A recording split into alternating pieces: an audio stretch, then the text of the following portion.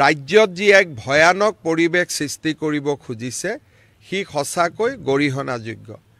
আজি বাস্কাৰ কাৰাগাৰৰ সন্মুখত যি ঘটনা ঘটিছে সি সঁচাকৈয়ে অত্যন্ত দুখজনক আৰু আমি সকলোৱে অত্যন্ত মনো কষ্ট পাইছোঁ। কাৰণ অসমৰ দৰে এখন সভ্য দেশত বা ভাৰতৰ দৰে এখন সভ্য দেশত ন্যায় প্ৰদানৰ প্ৰক্ৰিয়া সম্পূৰ্ণ কৰাৰ বাবে আদালতৰ ওপৰত আমি সদায় আমাৰ বিশ্বাস ৰাখিবই লাগিব। মহাত্মা গান্ধীৰ মৃত্যুৰ পিছতো ন্যায়ৰ প্ৰক্ৰিয়া হৈছিলে আৰু নাথুৰাম গডছেক শাস্তি দিবলৈও তেতিয়াও ন্যায়ালয়ে এবছৰৰ পৰা 2 বছৰ সময় লৈছিলে। ৰাজীৱ গান্ধীৰ মৃত্যুৱে হওক, ইন্দিৰা গান্ধীৰ মৃত্যুৱে হওক, প্ৰত্যেকটো ঘটনাৰ শাস্তি ন্যায়িক প্ৰক্ৰিয়াৰ মাজেৰে হৈছিলে।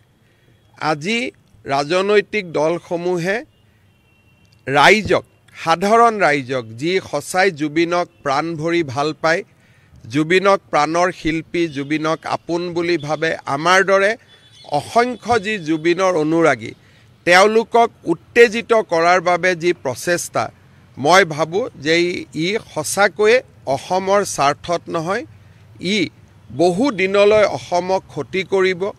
CA আন্দোলনে যেনেকৈ অসমক বহু দিনলৈ ক্ষতি কৰিছিল, এই ব্যৱস্থাটোৱে অসমক বহু দিনলৈ ক্ষতি কৰিব। মই ৰাইজক আহ্বান জনাম যে যাৰ ৰাজনৈতিক উদ্দেশ্য আছে তেওঁলোকক ৰাজনীতি কৰিব দিয়ক, কিন্তু সাধাৰণ জনতাই ন্যায়ালয়ৰ ওপৰত বিশ্বাস ৰখা উচিত আৰু অসম পুলিচে নিৰ্ধাৰিত সময়ত তদন্ত শেষ কৰি ন্যায়ালয়ৰ সন্মুখলৈ জুবিনৰ ঘটনাত দোষী সকলোকে ন্যায়ালয়ৰ সন্মুখলৈ লৈ যাব। চলিয়ে হিন্দী মে আৰু क्या চলিয়ে সেই বিষয়ে আমাৰ ইতিমধ্যে প্ৰক্ৰিয়া চলি আছে। যোৱাকালি ছিংগাপুৰে আমাক বিচাৰিছিলে যে SITৰ কোন কোন আৰক্ষী বিষয়া ছিংগাপুৰত যাব আৰু আলোচনাৰ বিষয়বস্তু কি হ'ব।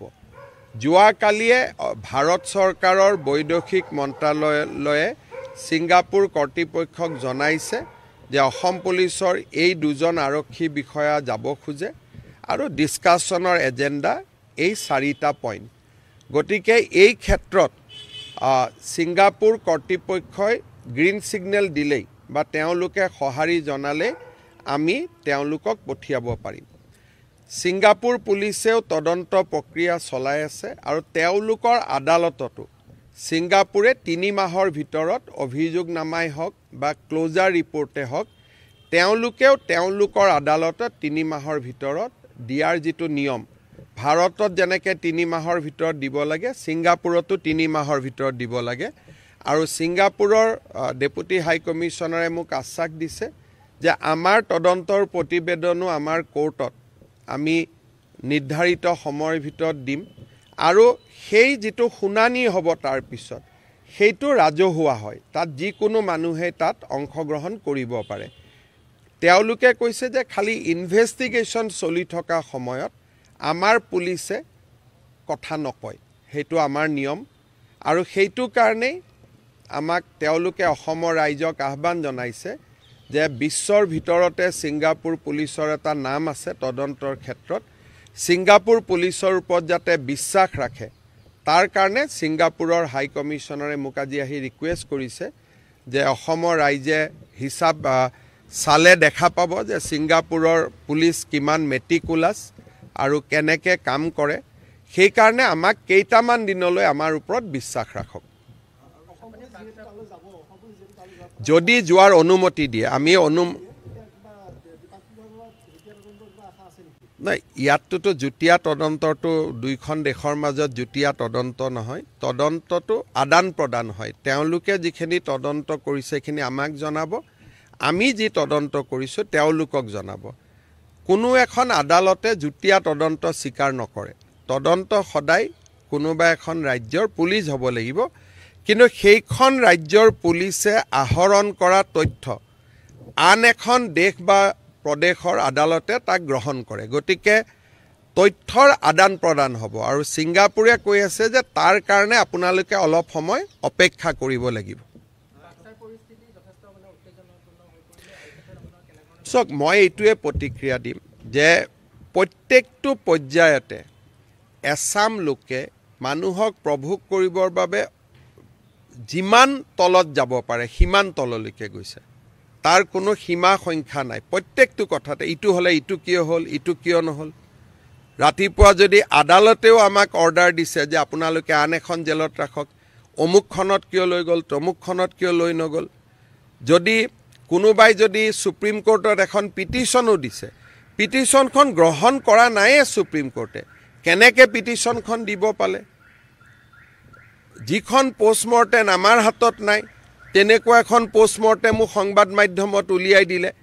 তাৰমানে এটা মহলে নিৰ্বাচনৰ পূৰ্বে অসমক অশান্ত কৰাৰ বাবে অহৰহ প্ৰচেষ্টা চলাই আহিছে আৰু বাস্কাৰ ঘটনা তাৰে অংগ। সাধাৰণ মানুহে একো বুজি নাপায়। তেওঁলোকক যেতিয়া নেতৃত্বত থকা মানুহে প্ৰভোগ কৰা আৰম্ভ কৰে, উচতাব আৰম্ভ কৰে, স্বাভাৱিকভাৱে নিৰীহ মানুহ জুবিনক ভাল পায়, আৱেগিক হৈ আছে। জুবিনৰ মৃত্যুৰ আৱেগক ৰাজনীতিলৈকে আমি ৰূপান্তৰ কৰিব নালাগে। যিটো কথা মই প্ৰথমৰ পৰাই কৈ আছোঁ যে জুবিনৰ মৃত্যুটো কাৰো বাবে ৰাজনৈতিক আশীৰ্বাদ হ'ব নোৱাৰে যে এতিয়া এইটো ঘটনা হ'ল আৰু এইটোকে হাতত ধৰি মই ইলেকশ্যন জিকি যাম। এতিয়া গোটেই অসমত পৰিৱেশটো কেনেকুৱা হৈছে যে জুবিনৰ ঘটনাটো হ'ল, এইটো আমি মেইনটেইন ৰাখিব লাগে আপ টু এপ্ৰিল, যাতে এইটোৱে আমাক ইলেকশ্যন জিকাই দিয়ে। ৰাজনৈতিক ৰাইজ ৰাজনীতি কৰা নাই, ৰাইজটো নিৰীহ, ৰাইজটো আৱেগিক। কিন্তু ৰাইজক যি ভুল তথ্য দি আছে, যিসকলৰ ব্ৰেইনত কামটো চলি আছে, তেওঁলোক ৰাজনৈতিক। কিন্তু বাস্কাৰ ঘটনাটো হ'ল অসমৰ মানুহৰ বুকুত লুকাই থকা জুবিনৰ প্ৰতি মৰম বা আৱেগৰ প্ৰতিফলন। কিন্তু যিখিনি মানুহে মিছা কথা উলিয়াই আছে, যিখিনি মানুহে অসত্য কথা উলিয়াই আছে, তেওঁলোকে জীৱনকালত কেতিয়াও জুবিনক ভাল পোৱা নাছিলে। মেক্সিমাম মানুহে ৰাজীৱ শদিয়াৰ ঘটনাটোৰ পিছত জুবিনক সমালোচনা কৰিছিলে। আজি তেওঁলোকে হঠাতে নিজৰ নিজৰ ফেচবুক পোষ্টত থকা পোষ্টবোৰ ডিলিট কৰি তেওঁলোকে ৰাতিৰ ভিতৰতে জুবিনৰ ফেন হৈ পৰিছে, জুবিনৰ অনুৰাগী হৈ পৰিছে। তেওঁলোকে কেতিয়াও, আপুনি মোক কওক, এটা বা দুটা মোক চিটুৱেশ্যন দেখাই দিয়ক যে কংগ্ৰেছ দলৰ সভাপতিয়ে জুবিনৰ কোনোবা এখন ফাংচন শুনা, ক'তো নাপাব। ৰাজীৱ শদিয়াৰ ঘটনাৰ পিছত সমগ্ৰ অখিল গগৈ আৰু তেওঁৰ সহযোগীসকলে আটাইতকৈ বেছি জুবিনক গালি পাৰিছিলে। আজি সেইসকলে জুবিনৰ হঠাৎ বন্ধু হৈ গ'ল আৰু তেওঁলোকে এফালৰ পৰা ৰাইজক যিমান পাৰে, যেতিয়ালৈকে গুলীকাণ্ড নহয়, যেতিয়ালৈকে নেপাল সদৃশ পৰিৱেশ এটা নহয়, তেওঁলোকে মনত ভাবি থৈছে যে এইটো ঘটনা আমি ঠাণ্ডা হ'ব নিদিওঁ। আৰু ইয়াৰ ফলত কি হ'ব? অসমৰ ক্ষতি হ'ব। যিখিনি অসম আগবাঢ়ি গৈছিলে সেইখিনি পিছুৱাই যাব, আৰুতো একো নহয়।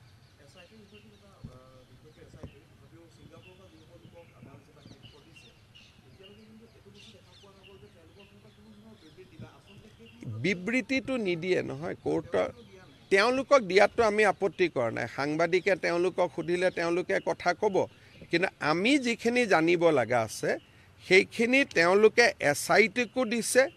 SITৰ পৰা আগবাঢ়ি গৈ তেওঁলোকে আদালতো দি আহিছে। 164 ষ্টেটমেণ্ট বুলি কয়।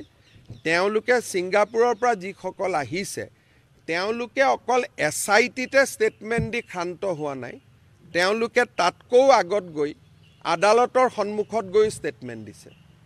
সাংবাদিকৰ, কোনোবাই সাংবাদিকক কথা কয় নকয়, আৰু বৰ্তমান অসমত এইটো পৰিৱেশ যে সাংবাদিকক কিবা এটা কথা ক'লে লগে লগে তাৰ এটা বেলেগ বেলেগ ধৰণৰ কমেণ্ট উলিয়াই ইফালে সিফালে গণ্ডগোল হৈ যায়। কাৰণ অসমত সেই পৰিৱেশটো বৰ্তমান নাই।